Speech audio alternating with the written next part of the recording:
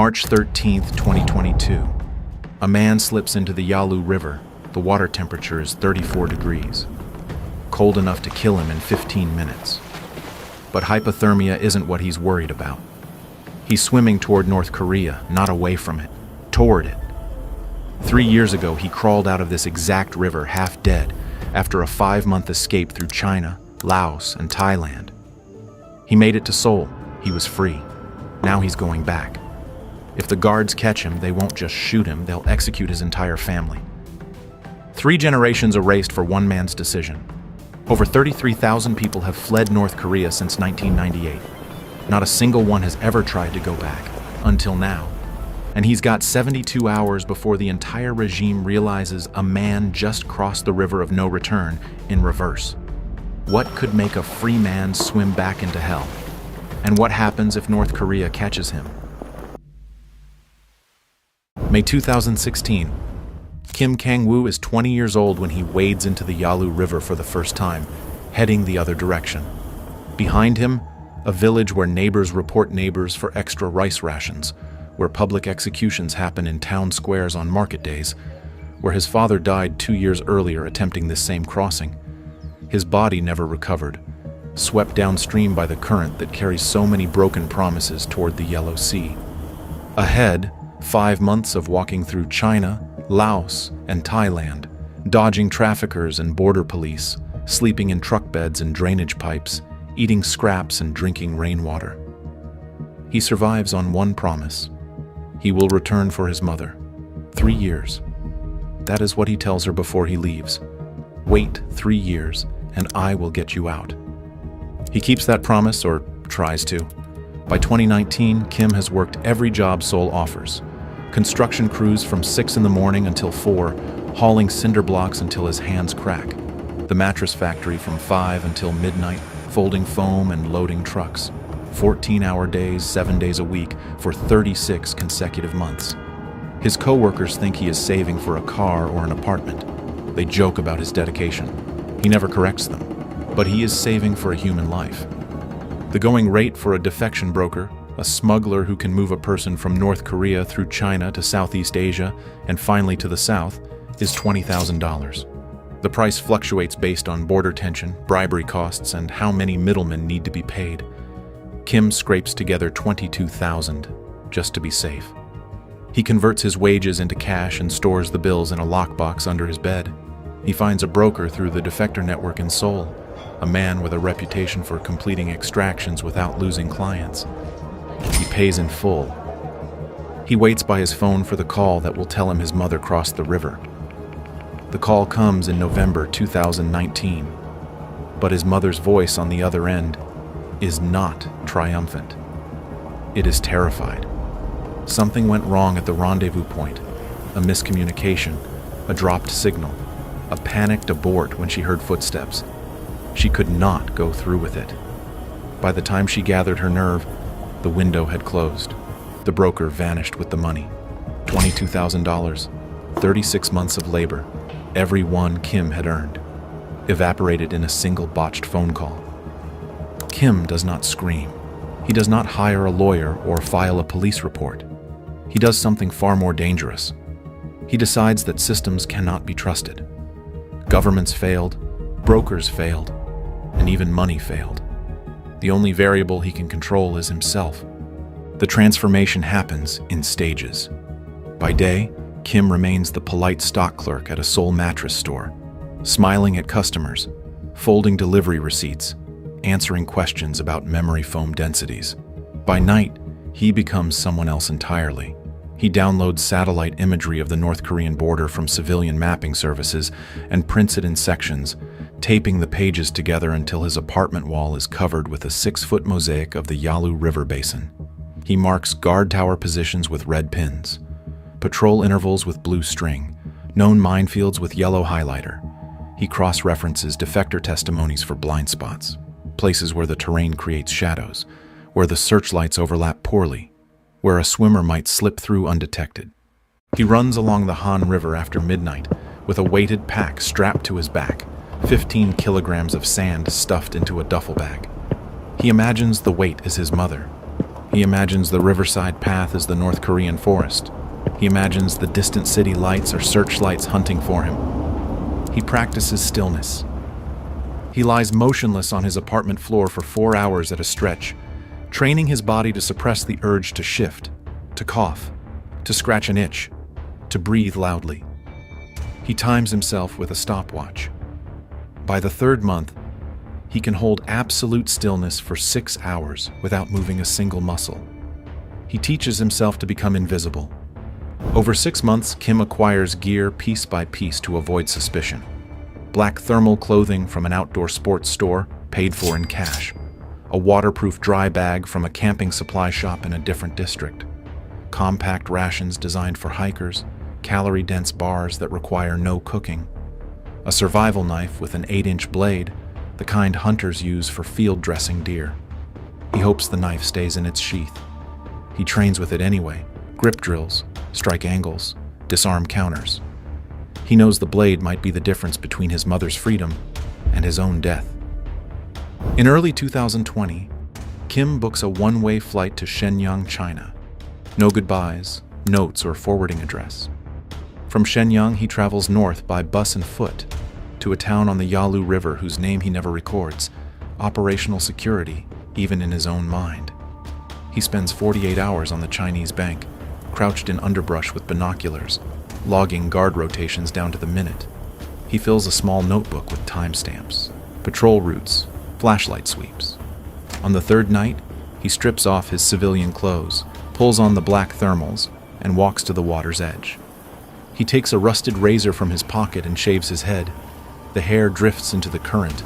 With it goes the refugee, the factory worker, the obedient citizen. What remains is an operator with a single mission objective. Kim Kang-woo steps into the Yalu River and swims toward North Korea. But the country he is entering has changed since he left. Border security has doubled after a series of high-profile defections. Surveillance drones patrol at night with infrared cameras, and the regime has developed a new protocol for captured defectors. Execute first, interrogate never. The old system, prison camps, forced labor, slow death by starvation, has been deemed inefficient. Now they simply shoot on sight. How long can one man survive in a nation of 26 million informants? And what happens when the guard he is about to encounter refuses to stay unconscious? The Yalu is 70 meters wide at the crossing point Kim selected, narrow enough to swim but deep enough to drown. The current fights him the entire way, a relentless lateral pull that adds 30 meters to his crossing distance. Hypothermia begins in water below 59 degrees Fahrenheit. The Yalu is running at 34. By the halfway mark, Kim's fingers have lost sensation. He knows they are still gripping because he can see them, not because he can feel them. By the 3/4 mark, his kick rate has dropped by half, legs turning sluggish, the cold seeping into his core. He forces his arms to keep moving through sheer repetition, muscle memory overriding the signals from his freezing nerves. Suddenly his boots hit the gravel, North Korean gravel, the same soil that killed his father, the same shore he swore he would never see again. He drags himself into a drainage culvert and lies there for 90 seconds, shivering violently, letting his heart rate drop below 140 before he moves again. The guard tower is 200 meters to his north, its searchlight sweeping in predictable arcs. The patrol will pass this sector in 6 minutes. He has a window. Kim crawls through scrub brush, staying below the sight line of the road, moving toward a ravine he identified on satellite imagery. The vegetation is sparse, stunted pines, dry grass, rocks that shift under his weight. Every sound he makes seems amplified in the stillness. If he can reach the ravine, he can follow it inland for 3 kilometers without crossing any open ground. He is 50 meters from the ravine when his boot lands on a dry branch. The crack echoes like a rifle shot in the silence. Kim freezes. Somewhere to his left, a voice barks a question in Korean. "Who's there?" A flashlight beam slices through the trees, probing the darkness, searching for the source. He presses himself against a pine trunk, hand closing around the knife handle. The beam sweeps closer. He can hear boots crunching leaves, maybe 20 meters away and closing. The guard is not calling for backup yet. That means he is not certain what he heard. If Kim stays silent, the man might walk past. If Kim breathes at the wrong moment, the man might fire. Then the flashlight stops moving. The guard has found the broken branch. He is staring at it, connecting dots. His rifle comes up. Kim explodes from cover. His left hand smashes the rifle barrel to the side. His right palm drives into the guard's throat. The soldier chokes, staggers, and squeezes the trigger reflexively. The shot punches into the sky, a flare announcing Kim's position to every patrol within a kilometer. The guard swings the rifle like a club. Kim ducks, loses his footing on the wet leaves, and crashes into the dirt.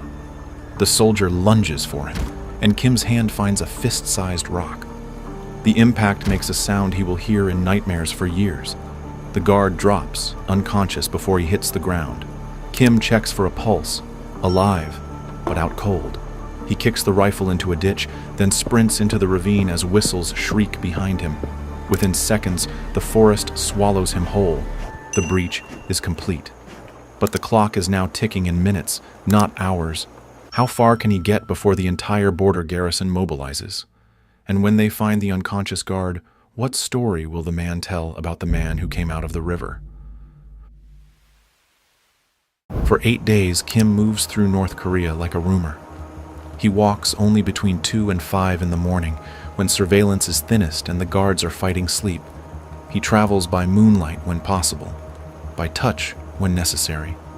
He sleeps in haystacks, abandoned sheds, root cellars, and once inside a half-collapsed grain silo, where rats scurry over his legs in the darkness. He eats whatever he can find without stealing: wild roots, discarded vegetable scraps from compost piles, rainwater collected in his tarp. The landscape is familiar and alien at once. He recognizes the shape of the mountains, the smell of coal smoke from village chimneys, the particular brown of the dirt roads he walked as a child. But the roadside propaganda posters are new, larger, angrier, plastered with warnings about enemies and spies. The checkpoint frequency has tripled since his escape. Soldiers stand at every major intersection, demanding papers, searching bags, questioning travelers who look nervous. And his own voice sounds wrong. 3 years in Seoul softened his accent, rounded his vowels, and added South Korean slang he doesn't realize he's using. If anyone engages him in conversation, if a farmer asks where he is headed, or a soldier demands his name, he will be exposed within 30 seconds. On the 9th night, Kim reaches his home village. He crouches behind a woodpile at the edge of his mother's lane, watching her door. The house is smaller than he remembers, the walls more weathered, the roof patched with mismatched tiles. A candle flickers in the window. She is alive. He crosses the lane at a crouch and knocks 3 times, the pattern they agreed on before he left, a signal only they would recognize. The door opens a crack. His mother peers out, sees a mud-caked stranger with a shaved head and hollow eyes, and starts to close the door. "Alma," he whispers. "It's me." Her eyes widen. Her mouth opens, but no sound comes out. For 3 full seconds, she cannot speak. Then she grabs his collar and pulls him inside, her hands shaking so violently she can barely close the latch behind him. They hold each other in silence, rocking back and forth in the darkness. She is thinner than he remembers, and older. The lines around her eyes have deepened into permanent grooves. But she is alive, and she is holding him. And for one moment, nothing else matters. The reunion lasts 90 seconds before terror replaces joy. "They will kill you," she hisses, pulling back to look at his face. "They will kill us both. Are you insane? Why did you come back?" Kim grips her shoulders and outlines the plan. He has contacts on the Chinese side, a route mapped through the mountains, a window in 3 days when guard rotations align. Brokers are standing by to receive them. All she has to do is stay hidden until then. For 21 nights, Kim becomes a ghost inside his own childhood home. When neighbors visit, he wedges himself into a crawl space behind the wall panels, a gap 18 inches wide and 4 feet long, barely enough room to lie on his side with his knees bent. He stays motionless for hours while voices murmur on the other side of the wood, while footsteps pass inches from his head, while his legs cramp and his lungs burn for a full breath. At night, he hikes to a hilltop 2 kilometers away where a faint Chinese cell signal reaches, and he makes whispered calls to his broker contacts, coordinating extraction logistics in coded phrases. But the network is spooked. Word of an intruder at the border has filtered through the underground. The brokers think Kim's story is a trap. No one believes a defector would swim back into North Korea. It sounds like bait. Day after day, the extraction window slips further away. On the 22nd night, Kim hears the sound that ends everything. Tires on gravel, no headlights, engines cut early to minimize noise. He peers through a crack in the wall and sees a truck disgorging men in dark uniforms. Bowibu, the North Korean state security.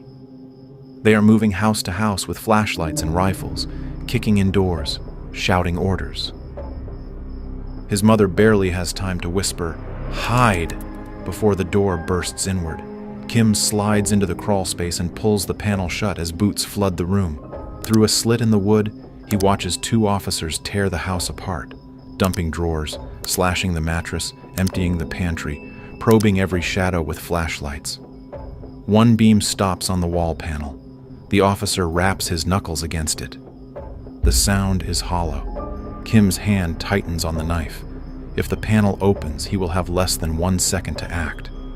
His mother's voice cuts through the tension. "Mice," she says calmly, pointing to the wall. "I hear them scurrying in there every night. Horrible creatures." The officer snorts, mutters something about wasted time and false leads, and waves his partner toward the door. 30 seconds later, the truck rumbles away. Kim waits 10 full minutes before emerging. His mother is trembling so hard she cannot stand. They both know the truth. The Bowibu will return. They will bring dogs next time. They will bring thermal cameras. And when they find him, they will not stop at execution. They will dismantle every relative he has, 3 generations erased from the earth. What does a man do when rescuing someone means destroying them? Kim is about to make the hardest decision of his life, and the answer will determine whether his mother lives or dies. Kim tells his mother at 3 in the morning. He speaks quietly, holding her hands in the candlelight, explaining what she already knows. If he stays, they both die. If he leaves, she might survive. The hunt will follow him. The Bowibu wants the defector who came back, the ghost who swam the river, attacked a soldier, and vanished into the forest. They do not care about an old woman in a village house. Not yet. She nods. She does not argue. She has spent her entire life under a regime that punishes hope, and she has learned to recognize when a door is closing. They embrace for the last time. He memorizes the feel of her arms around him, the particular pressure of her hands on his back, the smell of her hair, details he may never experience again. "I will come back for you," he says. She touches his face and does not answer. Some promises are too fragile for words. Before dawn, Kim slips out the back and vanishes into the hills. Behind him, his mother stands alone in a house the Bowibu will search again within 48 hours. He spends 2 days in the forest, surviving on creek water and the last of his rations, watching the border through binoculars. The security presence has tripled. Dogs patrol the banks in pairs, handlers shouting commands in the darkness. Floodlights illuminate the river in overlapping cones that leave almost no shadows. The crossing he made 9 days ago is now a kill zone. On the second night, a storm front rolls in from Manchuria. Rain hammers the mountainside in sheets. Thunder drowns the barking dogs. The floodlights flicker twice and die, a power surge from lightning, maybe 30 seconds of darkness at best. Kim does not hesitate. He sprints down the slope, crashes into the water, and swims. The current is faster now, swollen by rainfall, colder than before. His muscles are wrecked from weeks of hiding, his body running on adrenaline and nothing else. Halfway across, a searchlight flares back to life and sweeps the river behind him. Kim dives, lets the current drag him downstream, and kicks for the far bank with lungs screaming for air. He surfaces 20 meters beyond the searchlight's arc and keeps swimming. His hands hit Chinese mud. He pulls himself onto the bank, collapses face first into the earth, and stares at the sky. Rain washes over his face. He is alive and free, but he is alone. 3 weeks later, Kim lands at Incheon Airport in Seoul. National Intelligence Service agents are waiting at the gate. They do not offer congratulations. They offer handcuffs. What happens when a democracy punishes a man for doing what its own government could not? And what news is waiting for Kim inside a South Korean prison cell? South Korean law is clear. Entering North Korea without authorization is a crime under the National Security Act, punishable by up to 3 years in prison. The law does not care why you went. It does not care that you swam through freezing water, fought a soldier, hid in a crawl space for 3 weeks, or left your mother behind to save her life. The law cares only that you crossed a line drawn on a map 60 years ago. For 6 weeks, NIS agents interrogate Kim in a gray room with no windows. They want to know if he is a spy. They want to know if Pyongyang sent him. They want to know who his handlers are, what secrets he carried, what lies he is hiding. Kim answers the same way every time. I went to save my mother. Nothing more. Eventually, the agents believe him, or at least run out of reasons not to. The trial takes 1 afternoon. Kim stands in handcuffs while a judge reads the charges. The courtroom murmurs. Everyone can see the absurdity. A man who risked execution to rescue his family is now a criminal because he succeeded where the state failed. The prosecutor asks for leniency. The judge grants it. Kim is sentenced to 6 months in prison and 2 years probation. By the letter of the law, it is lenient. By any human measure, it is a punchline written by bureaucrats. Prison in South Korea bears no resemblance to prison in North Korea. Kim has a cot with a mattress, 3 meals a day, books in Korean and English, a window that looks out on a courtyard with trees. But comfort means nothing when you have abandoned the person you went to save. Every night he lies awake wondering if the Baobu found her. Every morning, he wakes to the same silence. No news, no word, nothing. 4 months into his sentence, a guard summons Kim to the warden's office for a phone call. The voice on the other end belongs to a broker, a different one. Someone from the network who finally believed Kim's story after hearing it confirmed by 3 separate sources. The broker is speaking fast, words tumbling over each other. Kim's mother is out. She crossed the Yalu 2 weeks ago. She made it through China. She is in Thailand right now, sitting in a refugee processing center, waiting for her transit visa to South Korea. Kim's knees buckle. He grips the edge of the warden's desk to keep from falling. "Amma," he whispers into the receiver. Her voice crackles through the static, thin, exhausted, unmistakably real. "My son, I'm here." She followed the route he mapped.